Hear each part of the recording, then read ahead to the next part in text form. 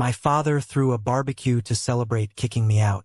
I pulled up to grab my last box and saw a huge banner over the garage. In giant, aggressive red letters, it read, "Goodbye, freeloader. Don't come back." My Uncle Thomas was wasted, screaming from the patio, 32 years old and no career. Your poor mother had to feed your lazy ass for years. My brother Carter threw a half-eaten hot dog at my car. It bounced off the windshield, leaving a greasy smear. "There's your last free meal, loser," he yelled, raising his beer bottle. Even the neighborhood kids, who didn't even understand what was going on, were laughing and pointing at me like I was a clown in a circus. I didn't react. I didn't scream back. I grabbed my box, walked back to my car, and took a photo of that banner with everyone partying underneath. 2 weeks later, Carter texted, "Talk now. We need you." Uncle Thomas left voicemails crying, "Buddy, I was drunk. I didn't mean any of it." And my dad? My proud, arrogant dad texted, "Call me back, please. I'm begging you." Before I tell you about the absolute disaster that hit them and how I turned their world upside down, let me know where you are watching from in the comments. I remember the smell of that Saturday afternoon. It was a mix of cheap charcoal, roasting meat, and stale beer. Country music was blaring from the outdoor speakers I had bought for my dad 2 Christmases ago. The irony wasn't lost on me. I stood there in the driveway, my hands gripping the steering wheel of my modest sedan, just absorbing the scene. It was a neighborhood festival, and I was the human sacrifice. I stepped out of the car, the gravel crunching under my boots. The music seemed to dial down just enough so everyone could hear Uncle Thomas slurring his words. Thomas was a bitter man, bleeding money from a nasty divorce and fighting a losing custody battle over his 2 teenagers. He was always looking for someone to look down on to make his own miserable life feel a little bigger. Today, that someone was me. "Look who finally decided to wake up," Thomas hollered, nearly spilling his drink over the porch railing. "Hope you packed your video games, kid. Real life is gonna eat you alive." I kept my face completely blank. A stone wall. Inside, my chest felt like it was wrapped in barbed wire, but I refused to give them the satisfaction of seeing me bleed. I walked past the grill where my father, Robert, stood wearing a ridiculous apron that said, "The Boss." He didn't say a word to me. He just stood there, flipping burgers, wearing a smug, self-satisfied smirk. He looked at me like I was a stain on his driveway. Carter, my younger brother, the absolute golden boy of the family, was leaning against his brand new Porsche Macan, a car I knew for a fact he couldn't afford. He was the one who threw the hot dog. The grease was still sliding down my windshield. "Don't trip on your way out, Mason," Carter sneered, adjusting his expensive sunglasses. "And don't ask to sleep on my couch when you go broke." I walked through the side door, into the laundry room, and picked up the last cardboard box. On top of the box was a sticky note in my dad's handwriting. It read, "Starter Kit." Inside was a single pack of ramen noodles, a half-used roll of trash bags, and a printed list of low-income apartments in the next town over. It was so petty, so theatrical, that I almost laughed out loud. I carried the box outside. The laughter flared up again as I walked back to my car. I popped the trunk, placed the box inside, and shut it gently. Then, I pulled my phone out of my pocket. I stepped back, framing the shot perfectly. I made sure to get the giant "Goodbye Freeloader" banner, the smoking grill, Uncle Thomas raising his beer, Carter laughing, and my father's smug face. My dad finally spoke up, his voice dripping with condescension. "What are you doing, Mason?" "Collecting evidence for your therapist." I lowered the phone, looked him dead in the eye, and said in a voice as calm as a frozen lake, "No." I was 29 at the time, living in Chicago, working as a highly paid freelance project manager for tech startups. I made a fantastic salary, had my own life, and was doing incredibly well. But I loved my mother, and I made the promise. A month after the funeral, I moved back to our small town in Ohio to keep an eye on my dad. I thought I would stay for a few months, help him transition, maybe organize his paperwork, and head back to the city. I moved back into my childhood bedroom, set up my computer monitors, and continued running my freelance business remotely. It took exactly 3 weeks for me to realize that Harris Furniture wasn't just struggling. It was bleeding out on the operating table. I sat down with Luke, the company's longtime accountant. Luke was a nervous guy who always looked like he hadn't slept in a week. He slid a stack of ledgers across his desk, his hands shaking slightly. "Mason," Luke said, his voice dropping to a whisper even though we were the only ones in the office. "Your dad. He's running this place into the ground. Since your mom passed, he's missed 2 tax filings. The raw material suppliers have put us on a cash-only basis because he bounced 3 checks. The commercial insurance policy is about to be canceled for non-payment." I stared at the numbers. They were catastrophic. My dad, Robert, was a proud, stubborn man. He was great at building wooden cabinets, but he was absolutely useless at managing cash flow. Instead of cutting costs, he blamed the economy. He blamed lazy workers. He blamed everything but the mirror. "If the bank sees these financials," Luke warned, wiping sweat from his forehead, "they'll pull the business line of credit. If that happens, Harris Furniture closes its doors by Friday. The factory workers lose their jobs. Your dad loses the house." I felt the weight of my mother's dying wish pressing down on my chest. Protect the family. I didn't confront my dad. I knew his ego couldn't handle the humiliation of his son bailing him out. He would rather go bankrupt than admit he needed my help. So, I did the only thing I could think of. I went to the bank. Because of my incredibly high credit score and my substantial freelance income, I was able to set up a new limited liability company, an LLC entirely in my name. Behind the scenes, I quietly took over. I became the personal guarantor for Harris Furniture's entire line of credit. I paid the overdue tax bills out of my own savings. I linked my personal credit cards to the factory's software subscriptions, the delivery truck insurance, and the utility bills. I even started covering the salary of the factory foreman out of my own pocket just to keep the production line moving.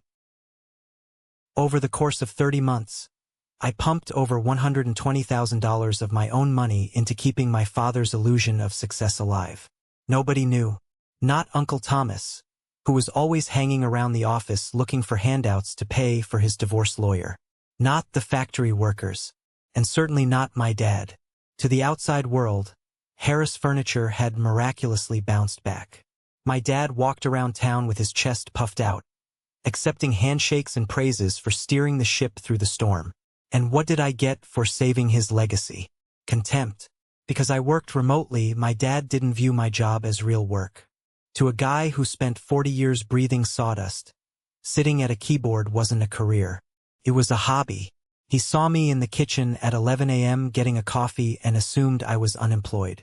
He convinced himself that the only reason I lived at home was because I couldn't afford rent. The savior of his company was, in his eyes, nothing more than a pathetic freeloader. The disrespect was a slow, dripping poison, but it became unbearable when my brother Carter moved back into the picture. Carter is 2 years younger than me, and he has always been my father's golden child. If Carter sneezed, my dad would buy him a tissue factory. Carter had coasted through life on a winning smile and a terrifying lack of accountability. He had dropped out of 2 different colleges, blowing through the college fund my mother had painstakingly saved. But in my dad's eyes, Carter was just finding his path. About a year after I moved back, Carter showed up with a sob story about a failed startup in California. Within 48 hours, my dad had fabricated an executive role for him at Harris Furniture. Carter was named the Vice President of Regional Sales, a promotion to a corner office for a guy who couldn't sell water in a desert. Carter's idea of working was showing up at 10:30 a.m. wearing a tailored suit, flirting with the receptionist, and taking 3-hour lunches with potential clients at the local country club. The most infuriating part? Carter convinced my dad that to project success, the vice president of sales needed a company car. Not a sensible sedan, a Porsche Macan. And my father, completely blind to the financial reality of his own business, agreed. He signed the lease agreement. But what Robert didn't know was that the lease was instantly rejected by the dealership because the company's credit was garbage. Luke, the accountant, called me in a panic. Mason, they're going to deny the car lease. Your dad is going to start digging into the financials to figure out why. He's going to unravel everything we've been hiding. So, to protect the secret, to protect my dad's ego, I used my personal credit to back the lease on my lazy brother's luxury SUV. Every time I heard the engine of that Porsche roar into the driveway, it felt like a slap in the face. I was literally paying for my brother to drive a sports car while he treated me like garbage. The dinner table became a daily psychological warfare zone. I remember one Tuesday evening vividly. We were eating pot roast. Carter was talking loudly about a huge account he was this close to landing. It was total fiction. I had access to the CRM software. Carter hadn't logged a single legitimate lead in 4 months. That's my boy, my dad beamed, clapping Carter on the shoulder. That's how you hustle. You have to be out there in the trenches, shaking hands, making things happen. My dad then turned his gaze to me. His smile vanished, replaced by a look of sheer exhaustion, as if my very existence was a heavy burden he was forced to carry. He reached into his shirt pocket, pulled out a folded envelope, and tossed it across the table. It landed on my plate, soaking up some gravy. Utility bill for the house, my dad said gruffly. Since you're home all day using up the electricity, the least you could do is chip in. If you can scrape together a few bucks from your computer games or whatever it is you do in your room all day. I stared at the envelope. I was currently running 3 massive tech deployments for companies in Silicon Valley. I had made more money before lunch that day than Harris Furniture had made in the entire month. More importantly, the house's electricity, water, internet, and property taxes were all linked to my credit card on autopay. He was handing me a bill I had already paid. Carter laughed around a mouthful of potatoes. Don't stress him out, Dad. Mason's busy fighting virtual dragons. Maybe he can pay you in gold coins. My jaw tightened. A muscle fluttered in my cheek. I wanted to scream. I wanted to pull out my bank statements, slam them on the table, and watch their smug faces melt into horror. I wanted to yell, I own you. I own that car. I own the roof over your head. But I didn't. I just picked up the gravy-stained envelope, wiped it off with a napkin, and put it in my pocket. I'll take care of it, Dad, I said quietly. See that you do, my dad muttered, turning back to Carter. Now, tell me more about this golf tournament you're hosting for the clients next week. I sat there chewing my food, tasting absolutely nothing. The promise to my mother was becoming a prison sentence. I was burning myself alive to keep them warm, and they were complaining about the smoke. Every man has a breaking point, a moment where the scale tips, the illusion shatters, and you realize you've been playing by rules that only apply to you. My breaking point didn't happen during a screaming match. It happened on a quiet, breezy Thursday night. It was around 1 a.m. I was in the kitchen getting a glass of water after finishing a marathon coding session. The house was completely dark, but I heard the faint murmur of voices coming from the back patio.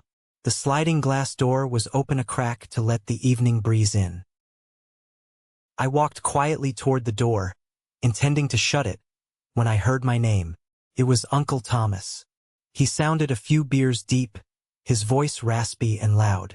I'm telling you, Robert, you're looking at this all wrong. The boy is 32 years old. He has no wife, no real job, and he's hiding in your house. It's pathetic. He's making the family look bad. I froze. I pressed my back against the wall next to the sliding door, holding my breath. I know, Thomas. My dad sighed heavily. The sound of a lighter flicked, followed by the smell of cigar smoke drifting into the kitchen. It keeps me up at night. I don't know where I went wrong with him. His mother babied him too much. Now he's just soft, a freeloader. You need to show him tough love, Uncle Thomas pressed, leaning into his agenda. You're bleeding cash right now, Bob. You've got the factory overhead.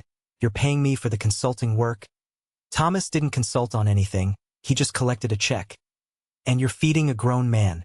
Cut the dead weight. Then Carter's voice chimed in. I didn't even know he was out there.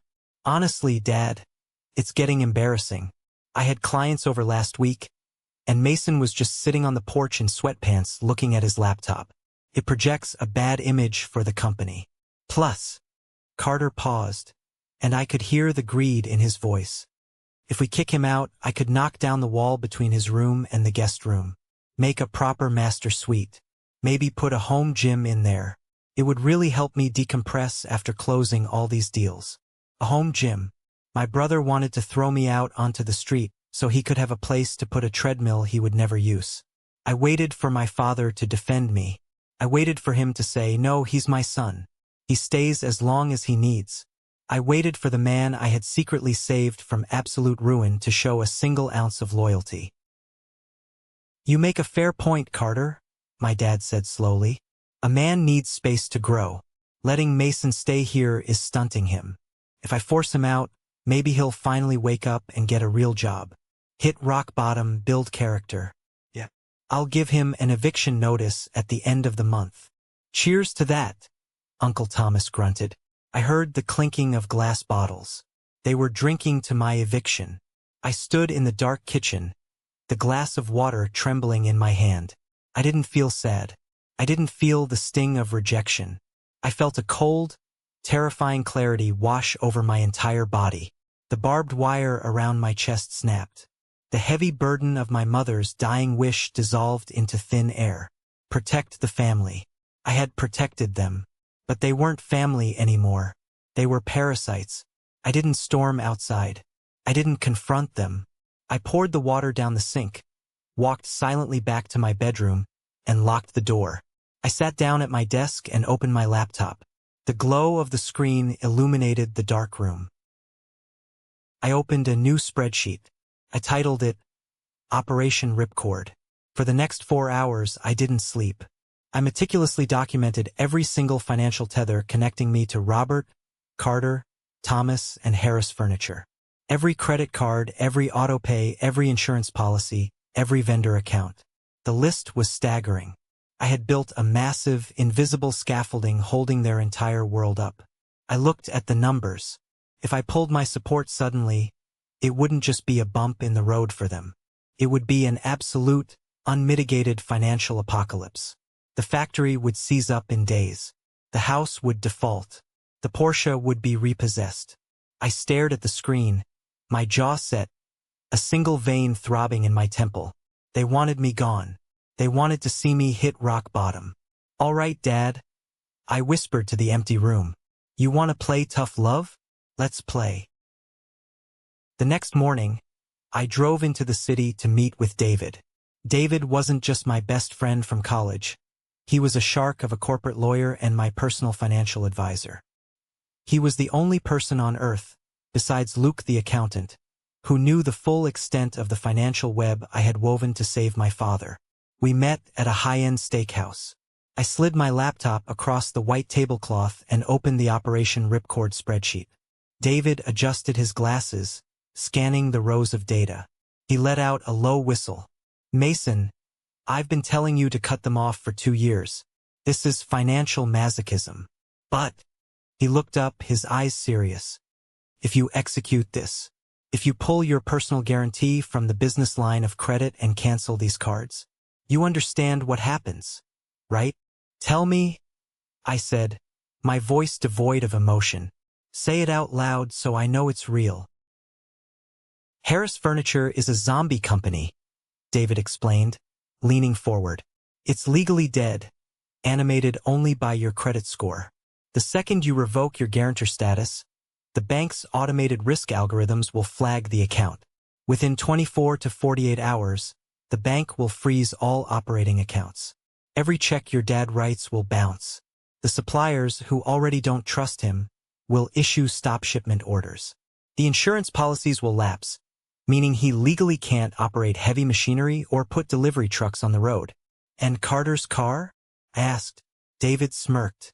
The Porsche lease is tied to the corporate account, which is guaranteed by you. Once the guarantee drops, the dealership will see a massive default risk. They'll ping the GPS tracker and send a repo truck before Carter even finishes his morning latte. Good, I said, closing the laptop. Draft the legal notices. We pull the plug on the 30th. As I was walking out of the restaurant, my phone buzzed. It was an unknown number from Oregon. I answered it in my car. Mason? It's Elijah Vance. I blinked in surprise. Elijah Vance was the CEO of a massive logistics firm on the West Coast. 6 months ago, Harris Furniture had completely botched a massive shipment of custom boardroom tables for Elijah's new headquarters. My dad had blamed the trucking company. Carter had ignored Elijah's angry calls. I was the one who had quietly stepped in, used my own network, paid for expedited freight out of pocket, and delivered the tables overnight to save the account. Elijah and I had exchanged a few emails, but I hadn't spoken to him since. "Mr. Vance," I said, "what can I do for you?" "Drop the Mr. Vance crap, Mason." Elijah's booming voice filled the car. "I'm calling because I fired my chief operating officer this morning. He was an idiot. You know what I hate? Idiots. You know what I like? Guys who solve million-dollar problems at 3 a.m. without asking for credit." I gripped the steering wheel. "I appreciate that, Elijah. I don't want to do business with Harris Furniture anymore," Elijah said bluntly. "I investigated that mess. I know your father is the bottleneck and your brother is a clown. I know you're the phantom fixing everything behind the scenes. You're wasting your life in that ghost town.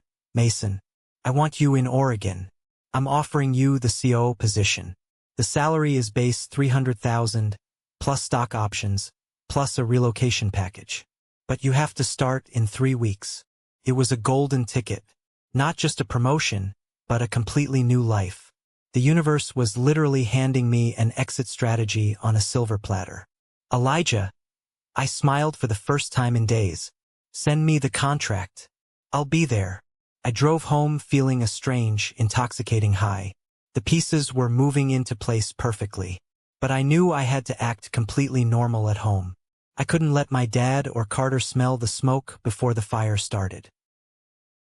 When I walked into the house, my dad was sitting in his recliner, watching a baseball game. He didn't even look away from the TV. "Trash needs taking out, Mason," he grunted. "Try to contribute something around here." I looked at the back of his head. I thought about the $300,000 salary I had just accepted. I thought about the nuclear bomb sitting in my lawyer's outbox, waiting for my signal. "Sure thing, Dad," I said cheerfully. I tied up the trash bag, carried it outside, and threw it in the bin. I was taking out the trash, all right? Just not the way he thought. The next 2 weeks were a masterclass in covert operations. I signed Elijah's contract digitally, using a secure network so nothing would pop up on the home router. I found a stunning, modern apartment overlooking the river in Portland, Oregon, and wired the deposit. Everything was set. Now, I just had to erase my ghost from the Harris family machine. I started moving my life out in pieces. I couldn't just pack up a U-Haul in the driveway. That would trigger questions, and my dad would try to spin it like he was kicking me out early. I wanted the illusion to hold until the absolute last second. So, every time I left the house for a coffee run, my trunk was loaded with my most valuable possessions. Servers, legal documents, sentimental items from my mother. I rented a small, climate-controlled storage unit 2 towns over and slowly staged my belongings there, preparing to ship them west. One Tuesday afternoon, I was in my room, quietly packing a box of expensive tech gear. The house was supposed to be empty. "Whoa," Wyatt said, leaning against the doorframe. That night, the atmosphere in the house shifted. When I came down for dinner, the silence was thick and aggressive. My dad was carving a roast chicken with unnecessary force, the knife slamming into the cutting board. Carter was scrolling through his phone, a smug, knowing little smile playing on his lips. "So," my dad said, not looking up, "heard a rumor you're packing up your room, Mason." I poured myself a glass of water, taking my time. "I'm making some changes, Dad. Getting rid of clutter." My dad pointed the carving knife at me. "Don't play games with me, boy. Wyatt told me everything. You know I'm on to you, and you're trying to sneak out in the middle of the night like a coward before I can formally kick you out." Carter laughed, a sharp, annoying sound. "Probably found a cheaper basement to live in." Hey, make sure you steal some toilet paper from the downstairs bathroom before you go, Mason. Every penny counts when you're unemployed. I looked at Carter, imagining the look on his face when the tow truck hooked up to his Porsche. I almost smiled. I'm not sneaking out, Dad, I said calmly. I'm just preparing.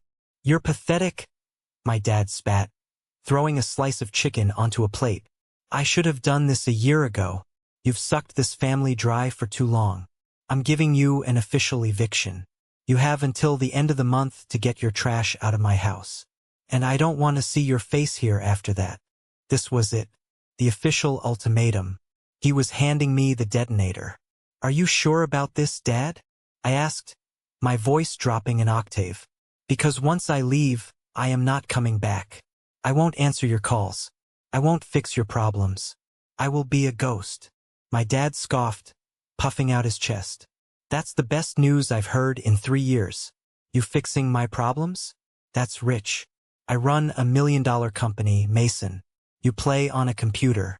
I think we'll survive without you eating our groceries. I nodded slowly. Okay, if that's what you want. I went back up to my room, locked the door, and opened my laptop. I pulled up the Operation Ripcord dashboard. With a few clicks, I deleted my credit card from the house's utility portal. I removed my banking info from the factory's auto-pay system. I drafted an email to the commercial insurance broker, canceling the policy effective midnight on the 30th. And finally, I sent the encrypted message to David. Subject: green light. Execute. The diptych was complete. The fuse was lit. The morning of the barbecue, the day I officially moved out, was surreal. I had spent the previous 2 days shipping my life to Oregon. The only things left in the house were a few clothes, some toiletries, and an empty cardboard box. I woke up to the sound of hammering outside my window. I looked out and saw Uncle Thomas and Carter on ladders, tying a massive vinyl banner to the gutters above the garage. I couldn't read the letters from the back, but I knew it was meant for me. By noon, the yard was filling up. My dad hadn't just invited the family. He had invited neighbors, a few guys from the factory, and anyone else who would listen to his narrative. He was turning my departure into a parade. He wanted witnesses to his tough love parenting. He wanted everyone to see him shedding the dead weight of his freeloading son. I stayed in my room, dressed in clean jeans and a plain black t-shirt, waiting for the right moment. I sat on my bare mattress holding my phone. I had the banking app open. At 1 p.m., I initiated the final sequence.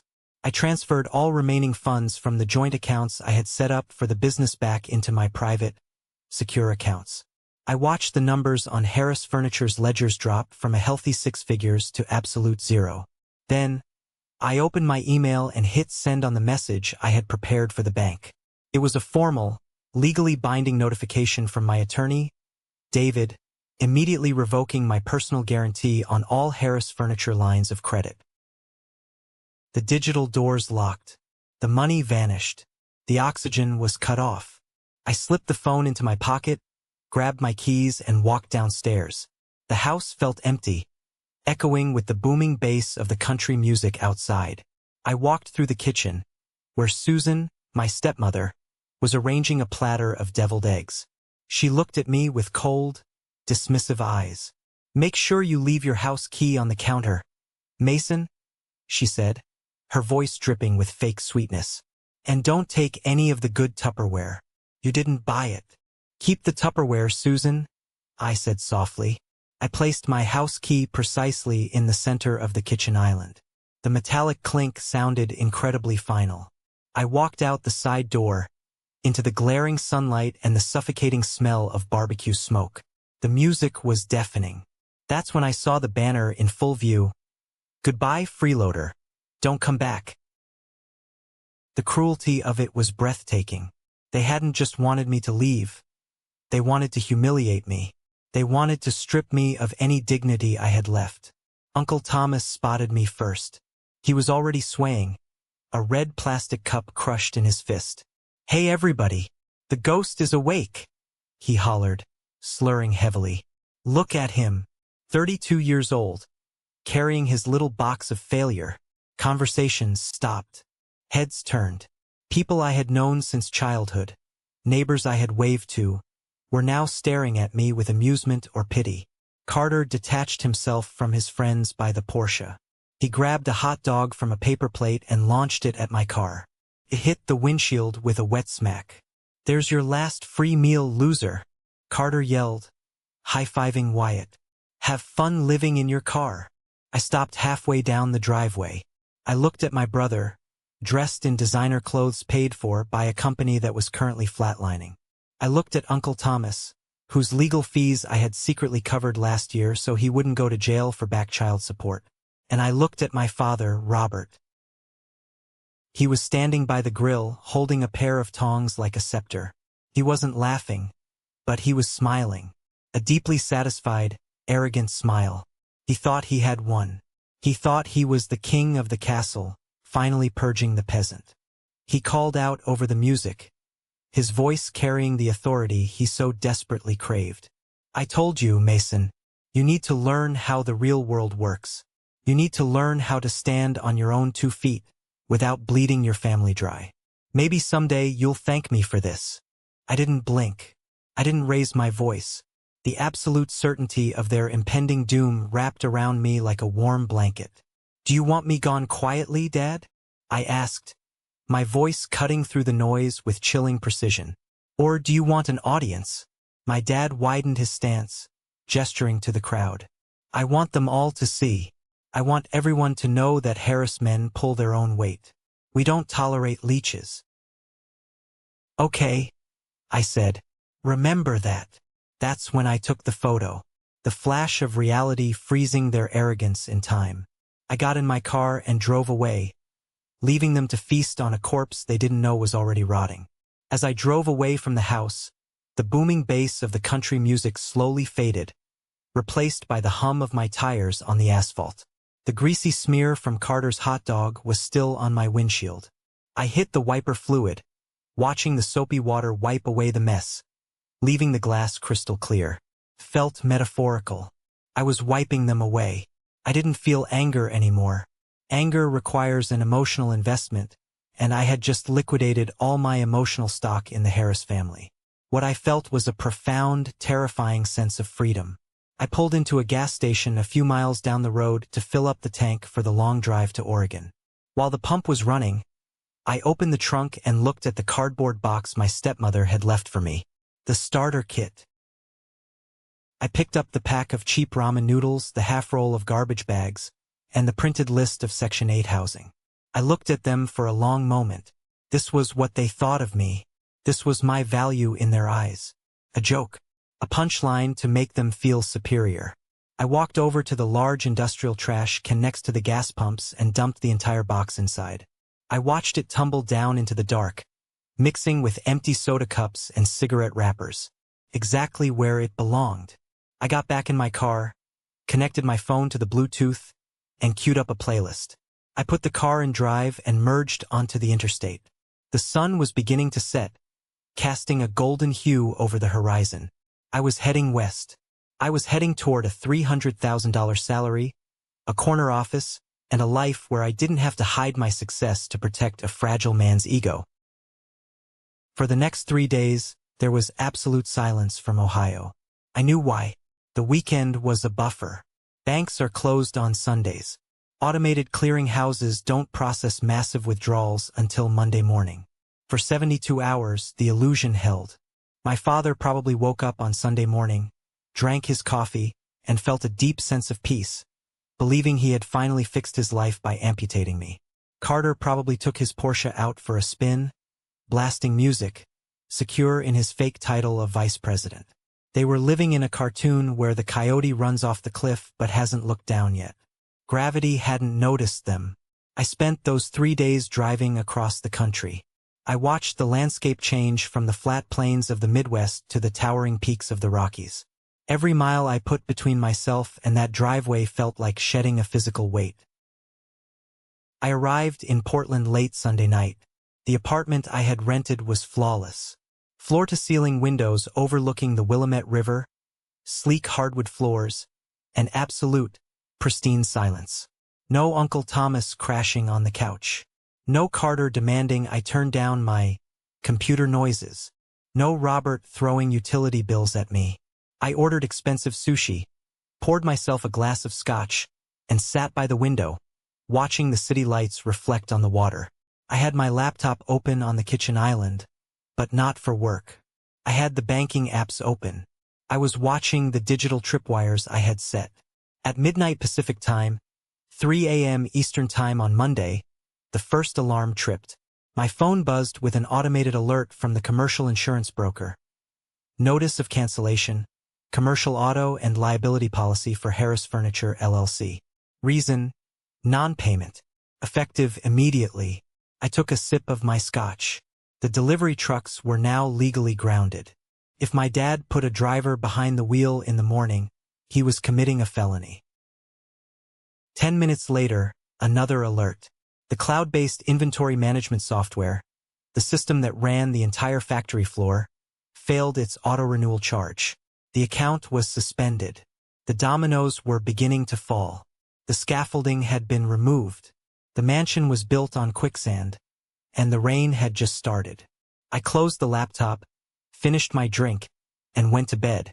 I slept deeply and without a single dream for the first time in 3 years.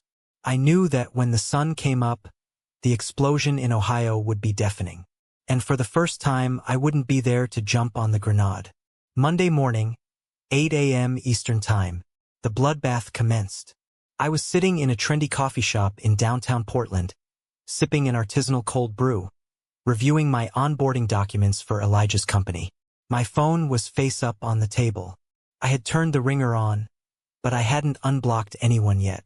I wanted to watch the calls come in, not answer them. At 8:15 a.m., the screen lit up. Uncle Thomas. He called once, then twice, then a third time back to back.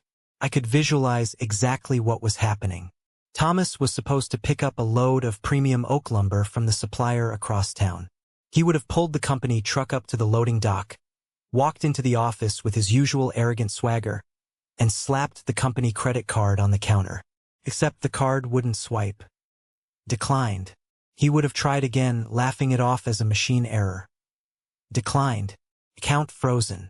The supplier, who had been burned by my dad's bounce checks years ago before I stepped in, would immediately halt the forklift. No would goes on the truck without cash. Thomas, panicking and embarrassed in front of the warehouse guys, would call the only person who always fixed his money problems. Me. I watched the phone stop ringing. A voicemail icon popped up. I didn't listen to it. At 9 a.m., the factory floor operations would have started. Or tried to. Gabriel, the factory foreman, a good guy who I actually felt slightly bad for, would boot up the main computer to print the day's cut lists and shipping labels.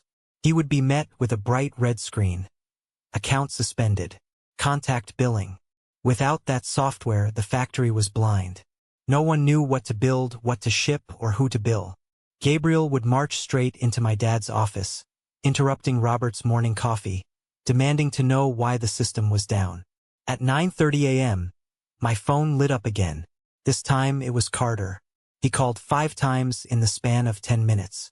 Then, a flurry of text messages flooded my screen. Carter. Mason, pick up your phone. Carter.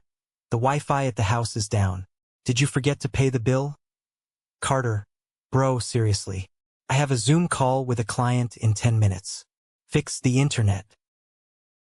I smiled, taking a bite of a croissant. Carter's fake Zoom call was the least of his problems.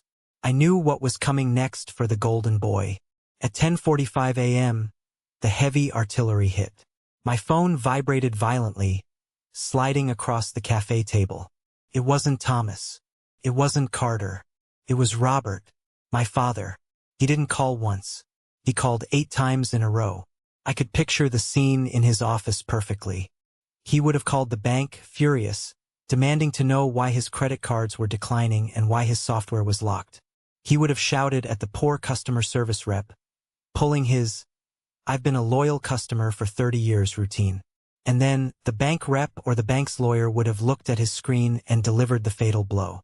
"Mr. Harris, I'm looking at your file. You don't have a line of credit.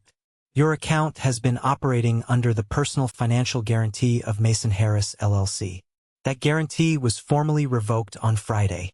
Due to your company's abysmal credit history and lack of collateral, the automated system immediately froze all lines of credit to prevent further loss.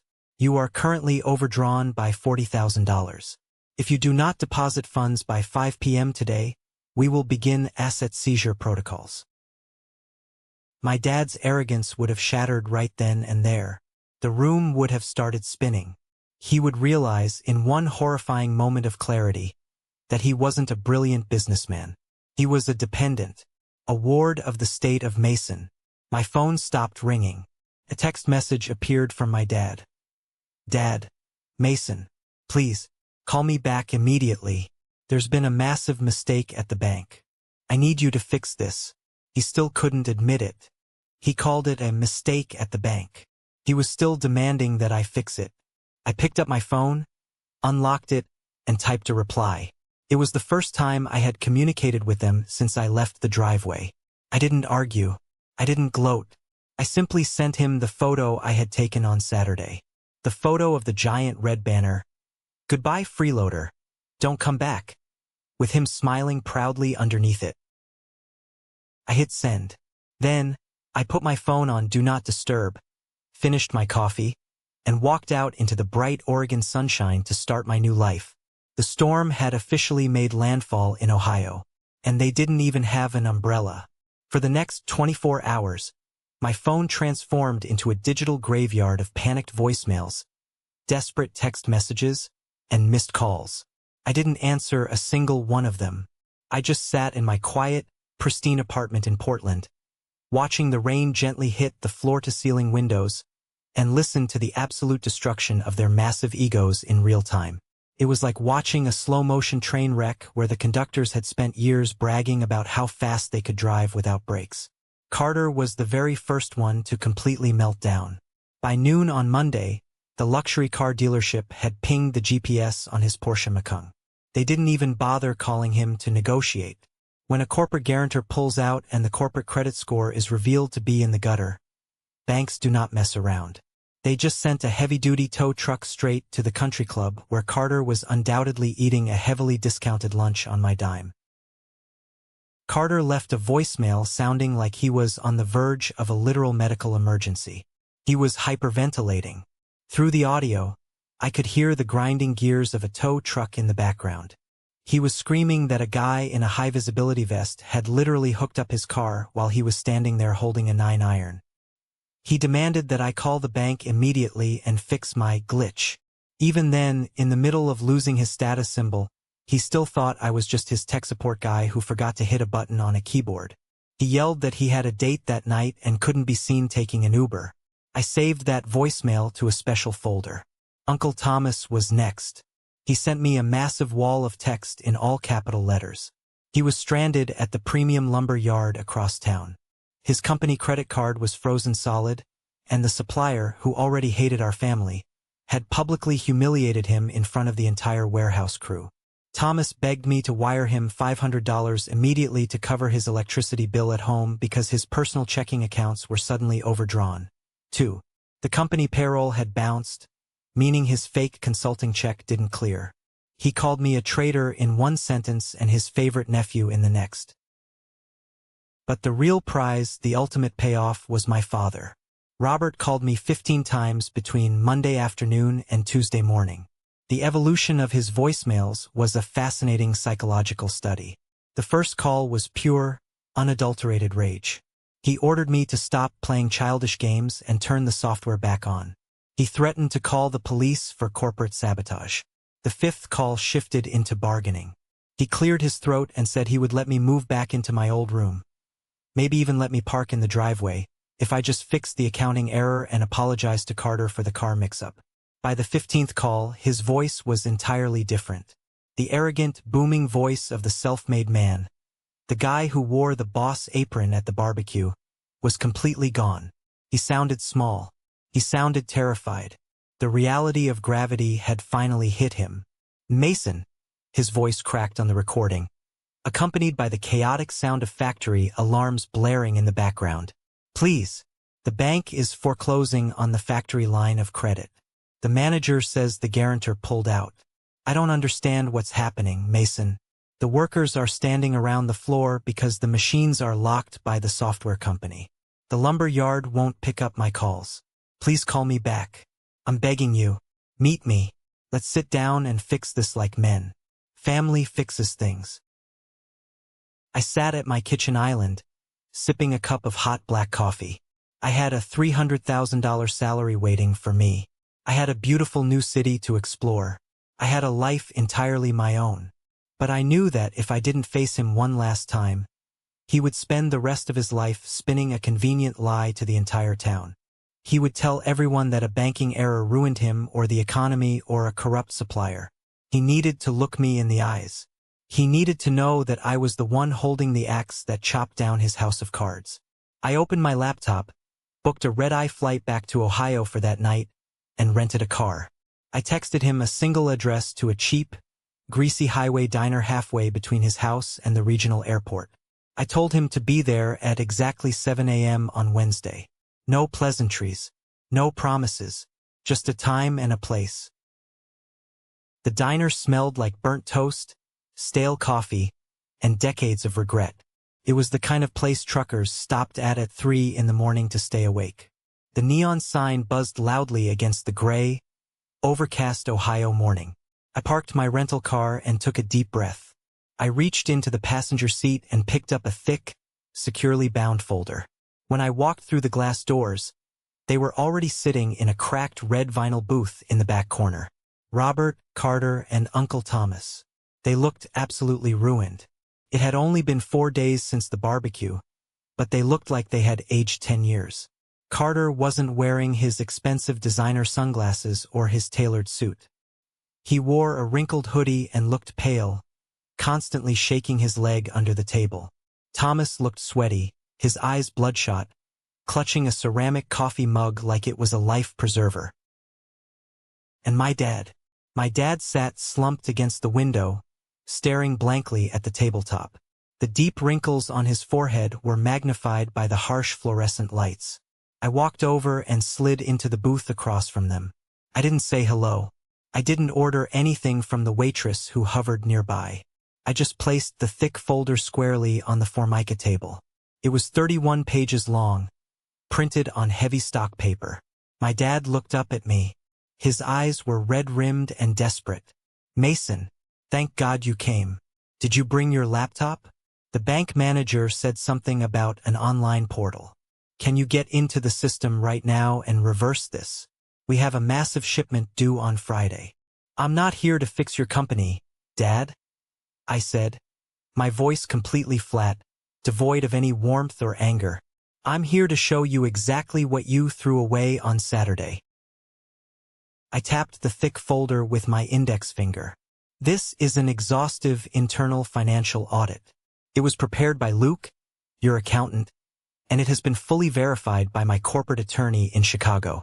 It details every single dime, every line of credit, every vendor payment, and every insurance policy that has kept Harris Furniture breathing for the last 3 years. Carter scoffed, crossing his arms defensively. He tried to muster up his usual arrogance, but it fell completely flat. Oh great, the nerd brought a spreadsheet to a crisis. Mason, we don't need a stupid math lesson right now. We need you to fix the glitch you caused so I can get my car back. They literally dumped my golf clubs on the pavement. I didn't even look at Carter. He was a mosquito buzzing in the background of a hurricane. I kept my eyes locked entirely on my father. Open it, Dad, I commanded. It wasn't a request. Robert hesitated, his hands physically shaking as he reached out and flipped open the heavy cover. He stared at the first page. It was a summary of the utility bills for his own home. He flipped to the next page. It was a log of the factory's commercial insurance premiums. Page after page, his eyes scanned the highlighted debts, the paid invoices, the massive software subscriptions, and the emergency logistics fees. Next to every single massive number was the name of the payer, Mason Harris. He kept flipping. The silence in the diner was suffocating, broken only by the sound of the paper turning and Uncle Thomas breathing heavily. Robert saw the payroll reserves. He saw the legal fees I'd paid to keep Thomas out of jail for back child support. He saw the down payment and the monthly lease transfers for Carter's Porsche. "Turn to the last page, Dad," I instructed quietly. He flipped a large chunk of paper over, landing on the final document. It was a copy of the formal legal notice my lawyer had sent to the regional bank on Friday afternoon. Robert read the legal jargon, his lips moving silently.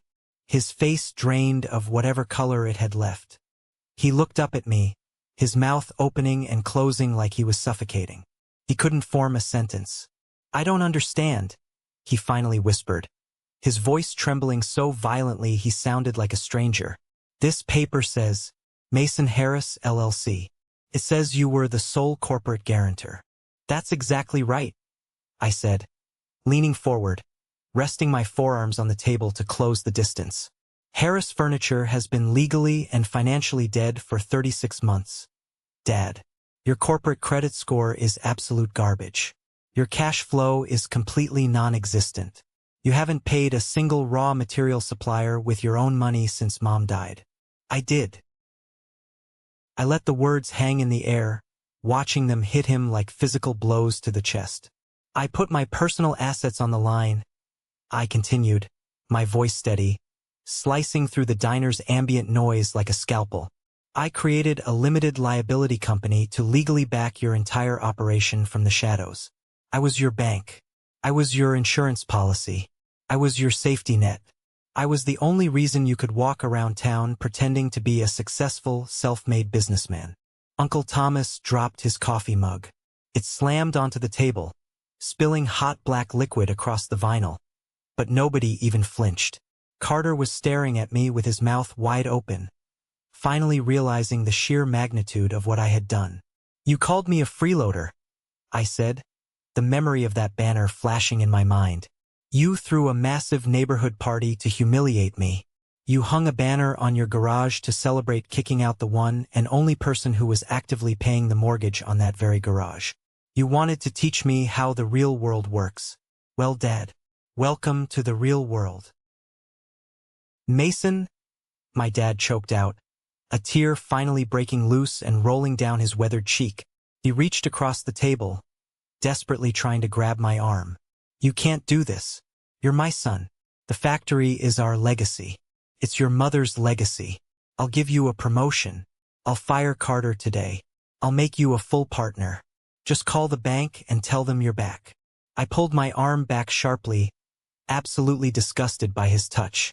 "I don't want a partnership in a bankrupt ghost ship. And don't you dare bring Mom into this. I stayed in that house because I promised her I would take care of you. But I am done protecting a man who hates me for saving him. You wanted me out of the house so Carter could have a home gym. Congratulations, Dad. You have the whole house to yourselves now. At least you do until the bank auctions it off next month." My dad buried his face in his hands, letting out a gut-wrenching sob. It was the sound of a man watching his entire identity burn to the ground. Carter didn't say a word. For the first time in his miserable life, he was completely speechless. I stood up from the booth. I pulled a crisp $20 bill from my wallet and dropped it on top of the spilled coffee on the table. "There's your last free meal, Carter," I said, echoing the words he had screamed at me just 4 days prior. I turned my back on them and walked out the door. I didn't look over my shoulder. The little bell above the diner door chimed brightly, ringing in my absolute, undisputed freedom. The cold Ohio air hit my face, and I took the deepest, cleanest breath of my entire life. This is the moment that changes everything, the moment I finally took back control of my life. Thank you so much for your patience and for staying with me until now. You've been amazing. Please give this video a like and comment one below to let me know you've made it this far. Not only does this help more people find this story, but it also lets me know that my experiences truly mean something to someone. Your support is my greatest motivation to keep sharing the rest of this journey. By the time my return flight landed safely back in Oregon, the denial phase was officially over, and the sheer desperation phase had fully kicked into high gear. I turned my phone off airplane mode while walking through the terminal, and it immediately buzzed with a fresh wave of notifications. The dynamic of the family had completely fractured. Uncle Thomas, realizing the gravy train had permanently derailed, completely turned on my father. He left a venomous voicemail blaming Robert for everything, calling him an arrogant fool for chasing me away. In the very next breath, Thomas begged me to hire him as a logistics consultant at my new job in Portland. I deleted the voicemail before he even finished his sentence. Carter, the guy who threw a hot dog at my windshield and laughed at me in front of the neighborhood kids, actually had the absolute audacity to text me. He didn't apologize. He didn't acknowledge the diner meeting. He just sent a massive paragraph asking for a $10,000 personal loan because he couldn't afford his luxury apartment rent without his fake salary, and his credit cards were all maxed out. He promised he would pay me back with interest. I took a screenshot of the text for my own amusement and left him on read. Then came the formal email from my father. He had somehow scrounged together enough cash to hire a cheap local lawyer to draft a desperate contract. The email contained an attachment offering me 20% equity in Harris Furniture if I would immediately reinstate my personal guarantee and fund the payroll. 20%. He was offering me 20% of a company that had a negative net worth, millions in debt, and zero credit. He was still trying to negotiate from a position of power he didn't possess. He still thought he was the boss throwing me a bone. I didn't reply to any of them. I didn't need to say another word. I forwarded the texts, the voicemails, and the ridiculous contract directly to David, my brilliant corporate lawyer in Chicago. The very next morning, David sent formal cease and desist letters via certified overnight mail to Robert, Carter, and Thomas. The legal document was aggressive and ironclad. It clearly stated that any further attempts to contact me, harass me, or coerce me into financial agreements would be met with immediate and severe legal action, including suing for the massive undocumented loans I had provided them over the years. I drew a hard, permanent boundary in the concrete. I was no longer the family punching bag, I was no longer the invisible fix-it man, and I was definitely no longer their personal ATM. The cord was cut. Over the next few months, I got updates indirectly through Luke, the accountant. He was a smart guy and had managed to jump ship and find a new job at a reputable firm quickly. But he lived in the same town and kept a close eye on the smoldering wreckage of Harris Furniture. The fallout was nothing short of biblical. It was karma delivered on a silver platter. Without my credit backing the company, the regional bank moved in aggressively. They didn't offer payment plans. They seized the factory equipment, the delivery trucks, the raw materials, and all remaining finished inventory to cover the massive overdrawn accounts. The factory doors were chained shut and padlocked.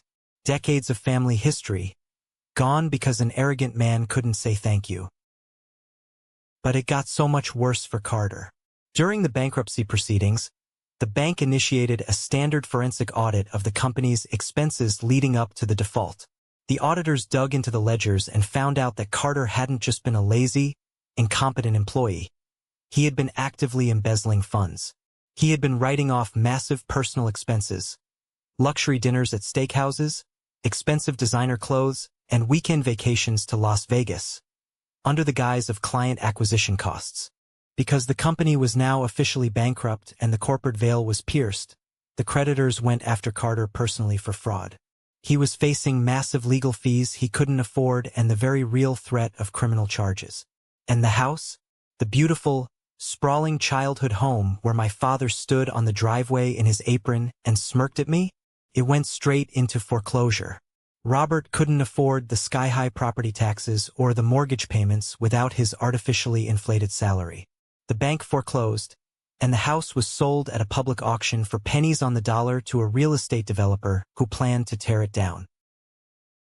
The neighborhood barbecue that was meant to be my ultimate humiliation turned out to be the final celebration of the Harris family. It was their last meal on the Titanic. I took the photo I had snapped on my phone that fateful Saturday, the one with the giant red banner reading "Goodbye Freeloader," and my family laughing underneath it holding their beers. I printed it out on high-quality photo paper, put it in a sleek, minimalist black frame, and set it on the corner of my massive mahogany desk in my new corner office in Portland. It wasn't a trophy of vengeance. I didn't look at it to gloat. It was a daily, powerful reminder to never set myself on fire just to keep someone else warm. A full year passed. The seasons changed. The rain washed away the dust of my old life, and my new reality in Oregon blossomed into everything I had ever dreamed of. As the chief operating officer for Elijah's massive logistics firm, I wasn't just surviving. I was thriving on a level I never thought possible. I was leading a team of brilliant minds, restructuring national supply chains, and driving real, measurable growth. I was respected. When I solved a massive logistics issue that saved the company $2 million in shipping costs, Elijah didn't roll his eyes and tell me to go take out the trash. He walked into my office, handed me a massive bonus check, and took me out for a celebratory steak dinner at the best restaurant in town. I bought a beautiful modern house in the hills overlooking the city, surrounded by towering pine trees and fresh air. I built a tight-knit circle of friends who valued me for my character, my humor, and my loyalty, not for what they could secretly extract from my bank account. Most importantly, I had peace. Pure, unadulterated, uninterrupted peace. I didn't wake up at 3 a.m. with chest pains, dreading the sound of heavy footsteps in the hallway or the inevitable passive-aggressive insults at the breakfast table. My phone only rang with good news. The trauma of the past was fading into a distant, blurry memory. I had finally learned how to breathe.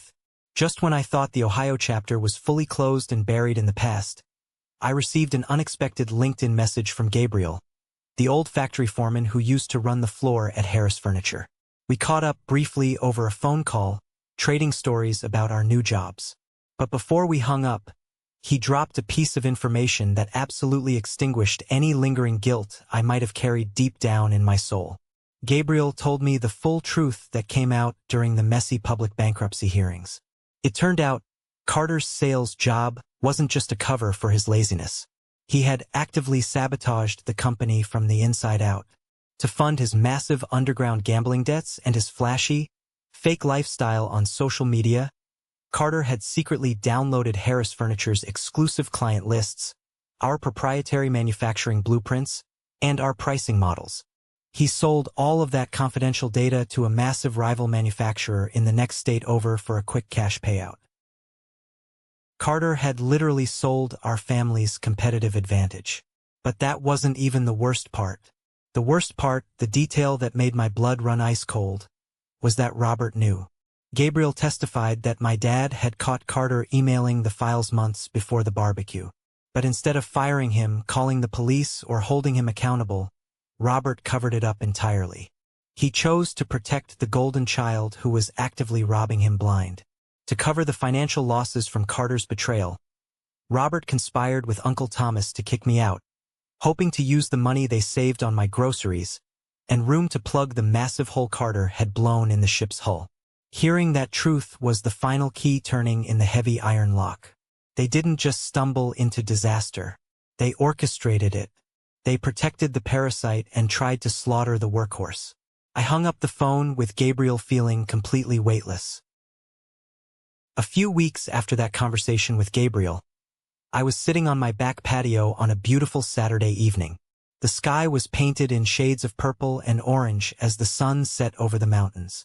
I had a glass of expensive wine in my hand and a good book on my lap. My phone rang. The caller ID showed an unknown local number from Ohio. Against my better judgment, curiosity got the best of me, and I answered it. Mason. The voice on the other end was weak, raspy, and sounded incredibly old. Took me a second to recognize it. It was Robert. He didn't sound angry or arrogant. He sounded utterly defeated. He told me he was currently living in a cramped, moldy, one-bedroom apartment on the bad side of town. He said Carter had moved out of state to avoid his legal issues and completely stopped returning his calls. Uncle Thomas was entirely out of the picture, having burned his bridges with everyone else. Robert was completely alone. I was going through some old cardboard boxes today, Mason, Robert said, his voice trembling slightly, trying to inject a tone of nostalgia that felt completely unearned. I found some of your mother's old handwritten recipe cards, the ones she used to make on Sundays.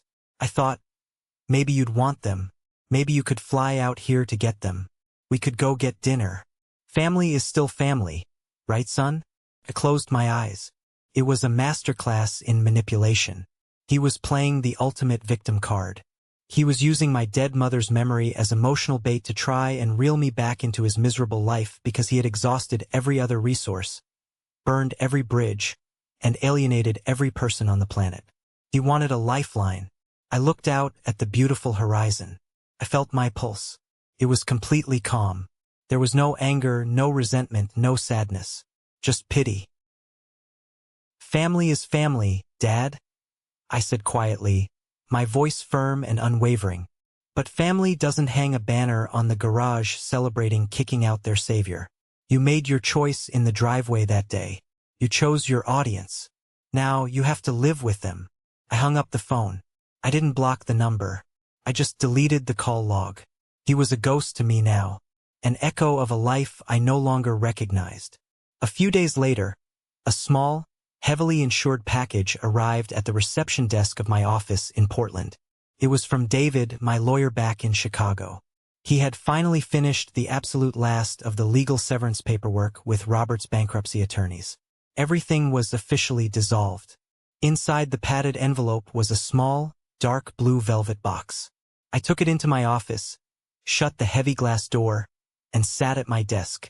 I opened the box slowly. Resting on the velvet was an antique silver pocket watch. It was my mother's pocket watch. She had carried it with her everywhere she went, a family heirloom passed down from her grandfather.